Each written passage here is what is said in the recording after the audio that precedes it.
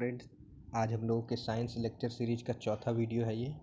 और आज के वीडियो में हम लोग पढ़ेंगे मोमेंटम यानी कि संवेग। संवेग किसको कहते हैं, संवेग के क्या प्रभाव हैं, इन सब के बारे में हम लोग पढ़ेंगे। और संवेग कैसे बल पे निर्भर करता है, या बल कैसे संवेग से ही आता है, या उल्टा भी कह सकते हैं हम लोग कि बल ही है जो संवेग देता है किसी बॉडी में। तो पहले संवेग देख लेते हैं किसको कहते हैं, मोमेंटम। तो फ्रेंड्स, मैंने यहाँ दो बॉल ली हैं जिनके भार बराबर हैं आपस में। 5-5 किलो की दो गेंदें हैं और दोनों गेंदों को मैं बारी बारी करके आपकी तरफ फेंक रहा हूँ। लेकिन दोनों बार मेरे फेंकने की जो स्पीड है, या कह सकते हैं आप दोनों बार मेरे फेंकने का जो वेग है, वो अलग अलग है। पहली बार मैंने आपकी तरफ इसी 5 किलो वाले बॉल को 10 मीटर पर सेकंड से फेंका है इसको, और आपको कहा कि आप इसको रोको। फिर दूसरी बार मैंने बॉल बी को लिया जिसका भी वेट 5 किलो है, और इस बार मैंने इसकी जो वेलोसिटी रखी है वो 20 मीटर पर सेकंड रखा है, और 20 मीटर पर सेकंड के वेग से मैंने इसको आपकी तरफ लुढ़काया है या आपकी तरफ फेंका है। और फिर मैंने कहा कि आप इसको रोको। आपने दोनों को रोका और कुछ महसूस किया होगा क्या, कि पहली बॉल को रोकने में आपको ज़्यादा दिक्कत नहीं आई होगी बशर्ते दूसरी बॉल को रोकने में। ठीक है, दूसरी बॉल को रोकने में थोड़ा सा आपने कठिनाई का अनुभव किया होगा। अब क्या करता हूँ, अब मैं दो अलग अलग भार के बॉल्स को लेता हूँ। एक 20 किलो वाला है और एक 50 किलो वाला है। 20 किलो वाले भार के बॉल को मैं आपकी तरफ फिर से लुढ़काता हूँ और आपको रोकने के लिए कहता हूँ। इस बार दोनों ही वेलोसिटी दोनों बार मैं सेम रखूँगा, यानी दोनों ही बॉल को एक ही स्पीड से फेंकूँगा, और दोनों बॉल के लेकिन मास क्या होंगे, अलग अलग होंगे। तो पहली बार जब 20 किलो वाले बॉल को 10 मीटर पर सेकंड की स्पीड से मैंने फेंका और आपको रोकने का आपने रोका। फिर दूसरी बार 50 किलो वाले बॉल को मैंने आपकी तरफ लुढ़काया और आपने उसी 10 मीटर पर सेकंड के वेग से आती हुई 50 किलो की बॉल को रोका। अब फिर से मैं यदि आपसे पूछूं कि किस बॉल को रोकने में आपको ज़्यादा समस्या आई होगी, तो आप कहेंगे कि 50 किलो वाले बॉल को रोकने में ज़्यादा समस्या आई है। तो फ्रेंड्स, आप देख सकते हैं कि एक कोई ना कोई ऐसी राशि है या कोई ना कोई ऐसा फिजिकल क्वांटिटी है जो कि किसी वस्तु के द्रव्यमान और उसके वेग दोनों पे ही निर्भर करती है, दोनों पे ही निर्भर करती है। और भौतिक में या फिजिक्स में हम लोग इसी राशि को, इसी क्वांटिटी को क्या कहते हैं, संवेग। संवेग का फॉर्मूला होता है, इसको हम लोग मोमेंटम कहते हैं इंग्लिश में, और इसका फॉर्मूला होता है पी। पी से हम संवेग को दर्शाते हैं। पी इज इक्वल टू होता है एम इंटू वी, यानी संवेग बराबर द्रव्यमान गुणे घनत्व। ये मेरा द्रव्यमान, घनत्व नहीं, द्रव्यमान गुणे वेग। तो किसी वस्तु के द्रव्यमान और वेग को अगर गुणा कर दिया जाए तो हमको जो मिलती है राशि, उसको हम लोग संवेग कहते हैं। अब चूंकि वेग एक सदिश राशि है, इसलिए संवेग भी सदिश राशि होती है। तो संवेग की दिशा वही होती है जो कि वेग की दिशा है। जिस दिशा में वेग उत्पन्न होता है उसी दिशा में संवेग भी रहता है। अब फ्रेंड, अगर हमको किसी वस्तु को एक वेग देना है, एक वेलोसिटी देनी है, तो हमको उस पर क्या लगाना पड़ेगा, फोर्स लगाना पड़ेगा। और जैसे ही फोर्स उस पर लगाएंगे, बल लगाएंगे, उसके वेग में परिवर्तन होगा। अगर वो रेस्ट में है, रुकी हुई है, तो उस समय अगर वेग उसका 0 है, फोर्स लगाते ही उसको कोई ना कोई वेग मिल जाएगा। और जैसे ही वेग मिला उसको, उसमें मोमेंटम अपने आप आ जाएगा, क्योंकि अब उसमें वेग भी हो गया, मास पहले से ही है। तो मास और वेलोसिटी को मल्टीप्लाई करके हम लोग मोमेंटम निकाल लेंगे। तो गति करती हुई वस्तुओं में वेग के साथ साथ संवेग भी होता है। अब संवेग भी किस पे डिपेंड करता है, बल पे डिपेंड करता है। तो हम लोग फ्रेंड्स देखेंगे कि संवेग कैसे बल पे डिपेंड करता है।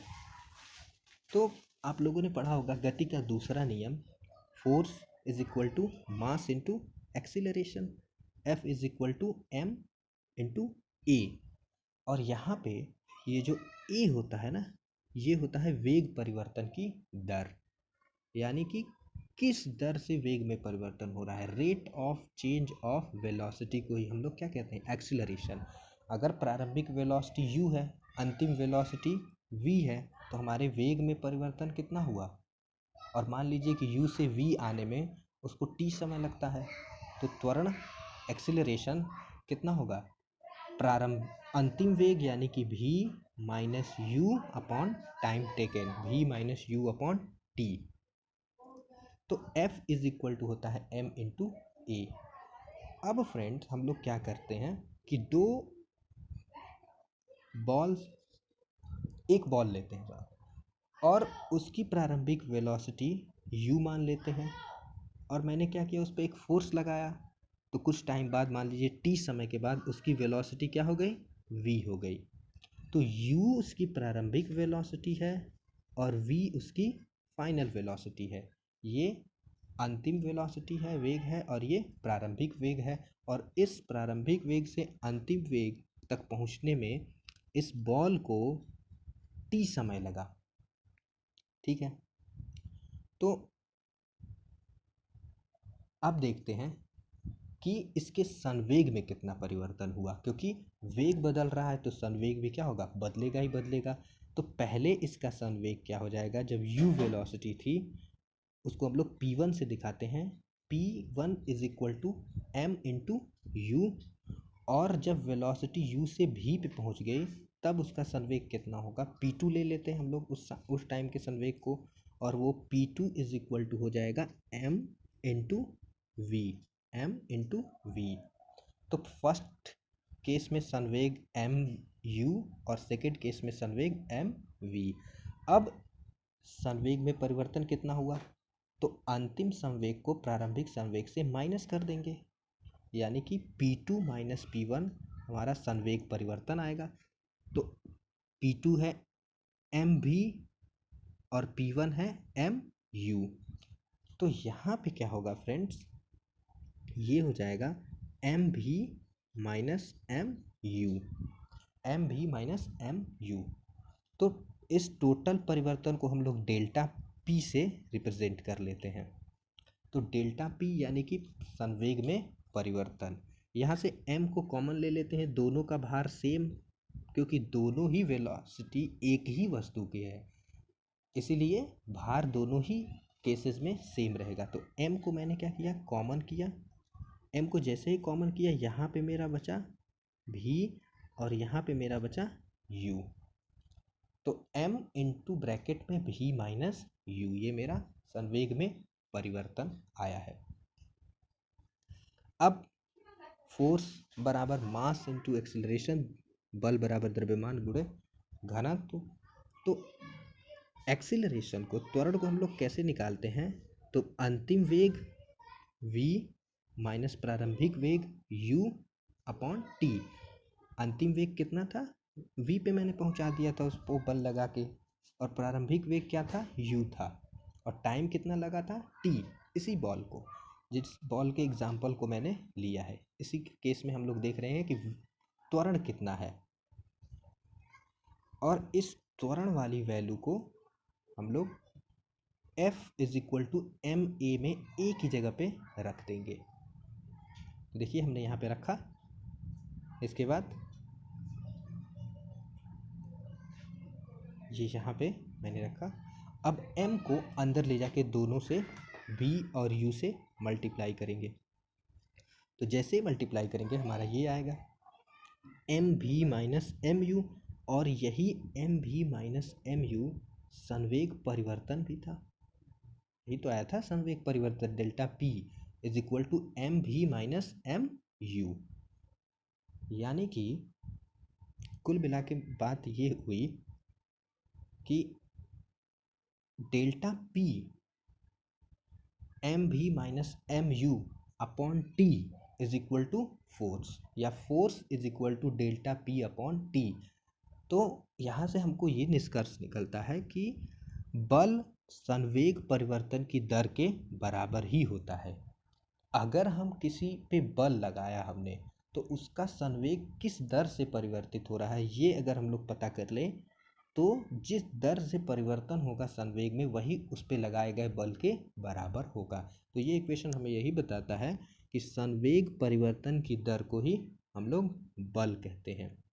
अब फ्रेंड, आप लोगों ने देखा होगा कि क्रिकेट के खेल में क्या होता है कि जब कोई बहुत तेज शॉट कोई किसी बैट्समैन ने लगाया और बॉलर ने सामने आती हुई गेंद को कैच करने का प्रयास किया, तो गेंद की उस समय स्पीड क्या होती है, बहुत ही ज़्यादा होती है, और अचानक से हाथ लगा के जैसे ही हम रुकते हैं उसकी स्पीड 0 हो जाती है। लेकिन साथ साथ हमको चोट भी बहुत लगती है। तो चोट क्यों लगती है?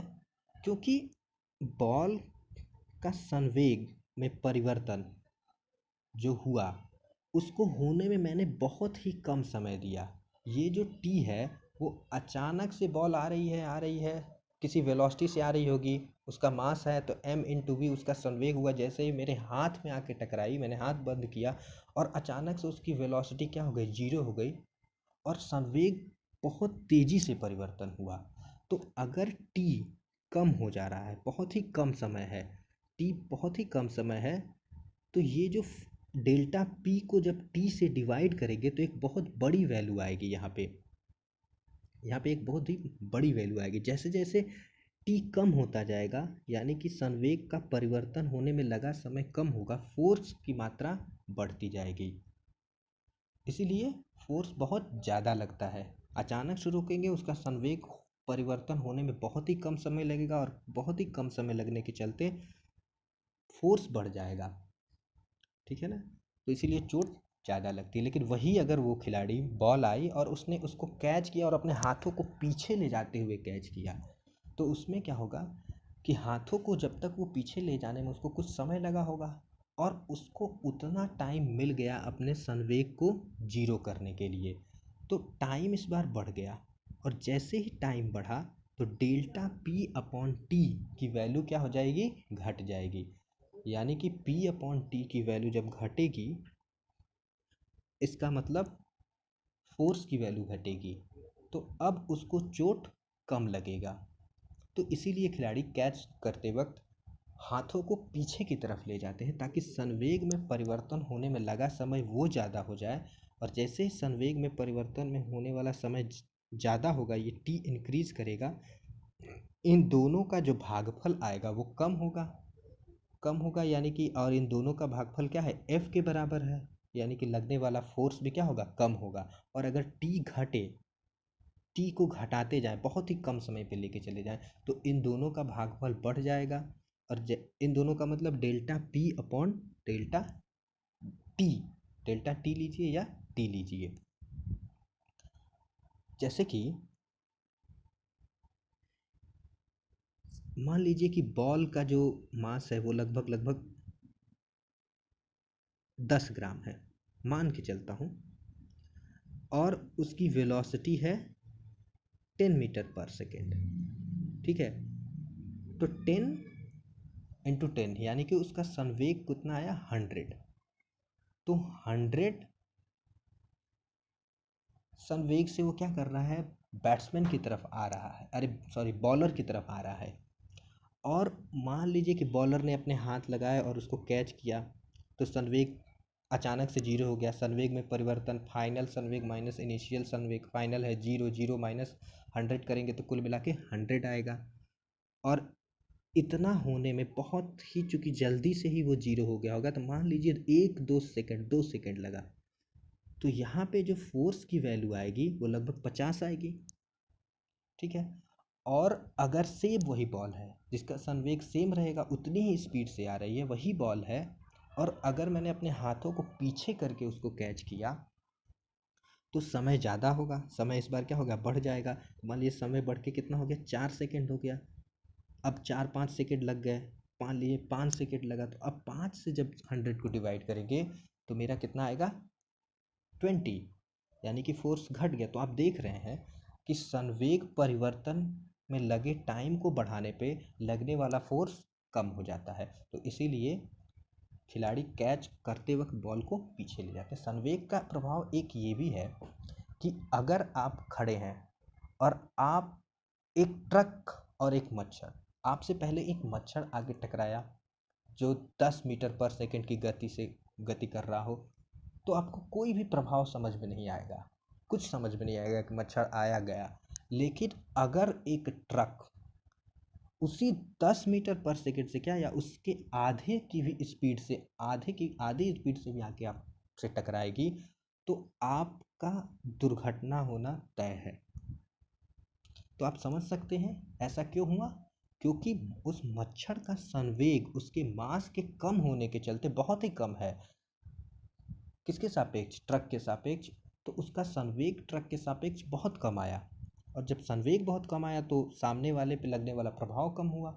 वही ट्रक के केस में मास बहुत ज़्यादा होने की वजह से, हालांकि वेलोसिटी कम है लेकिन मास इतना ज़्यादा है कि जो संवेग उसने उत्पन्न किया वो बहुत ज़्यादा है, और उस संवेग के चलते हम हताहत हो गए। तो ये था हम लोगों का। अब फ्रेंड्स, हम लोग यहाँ से आगे पढ़ेंगे संवेग संरक्षण का नियम क्या होता है। तो धन्यवाद। हम लोग इसके बाद आगे के लेक्चर्स में संवेग संरक्षण का नियम पढ़ेंगे।